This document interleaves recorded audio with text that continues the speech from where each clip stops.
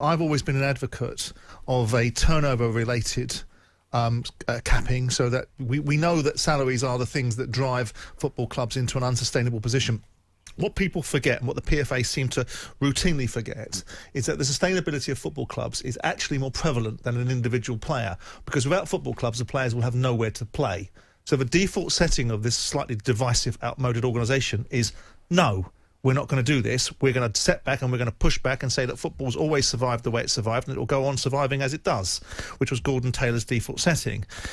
The notion that the EFL conducted themselves in a reasonable fashion in this way probably has caused them to have a challenge with this arbitration panel, because what they've done is what I would have done, quite frankly, which is gone to the PFA. I'm not dealing with you. I've had some of you before. I know what your default setting is. You're divisive. You're uncooperative. Your default setting is no, we're not doing it, irrespective of the background. So we're going to marginalise you and we're going to boot you out of it, and we're going to put forward a set of rules that change salary capping or introduce salary capping, because they had a protocol before which was just a guideline. I think it was called the SMCP or something, which was basically a salary cap management protocol, which was advisory. Didn't have any teeth. So they wanted to change it to a more robust set of parameters that they could then introduce into rules and then sanction the clubs if they don't follow those rules. I thought the figures were wrong. I thought that to pick 2.5 million for League One and 1.5 million for League Two probably needed to have the flexibility of actually saying it's a percentage of turnover. So if clubs do really well, they build their fan base, they buy and sell players, and they do well in FA Cups, they can get the reward of being able to increase their salary roster.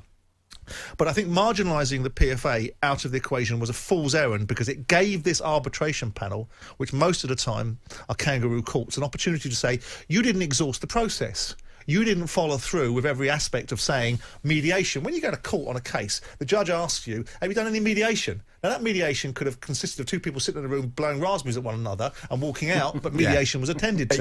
And the EFL gave the PFA a bloody nose. So it gave this organisation, the PFNCC, an opportunity to say, process hasn't been followed, out you go. Now, I suspect the EFL have a raft of opportunities to be able to overcome this, because I don't feel that they're going to sit there and go, this agenda, which is about the sustainability of football clubs, not about the sustainability of its individual members, the sustainability of 72 clubs outside of the Premier League, needs to be driven by the downward pressure on salaries. I think they've got two or three options. I think they can resign, possibly. Every process you go into means you have an exit strategy. So if you don't want to be bound by the PFNCC, I guarantee you the EFL can probably resign from that process and go about it a different way, saying, we don't recognise your arbitration authority, we're going to put these rules in, and if PFA want to challenge it, they can take us through the high courts in the real world. Right, so you don't think it's over? Or, what more likely they'll do is they'll go back round the houses, I think, with a new chief executive in place like Trevor Birch, who's a pragmatic man that understands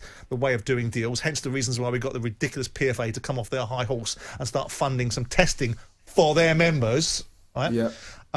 And come back to them and say, right, percentage of turnover is a better mechanism. Get the PFA to understand this, and then more likely you'll get it introduced, because it's unarguable. People say help save you from yourselves. The challenge is that football clubs have to be sustainable, because if you've got a group of owners that don't care about sustainability, it creates market forces, which then drives up transfer fees and drives up salaries for everybody. So you get 10 billionaires in the Championship that couldn't give a monkey's uncle about how much player salaries are, how much transfer fees are, because they have an ambition for their club. But it creates a market force that everybody has to play for. No, it's not done. It's not done. It's not done. The EFL will come back round. Now, probably, my dear friend Gordon Taylor's got his last win. And perhaps that was part of the thinking. But I think they've exploited the opportunity that the EFL gave them to suggest that they didn't include them. And I know why they didn't include them, because the default setting for the PFA is no.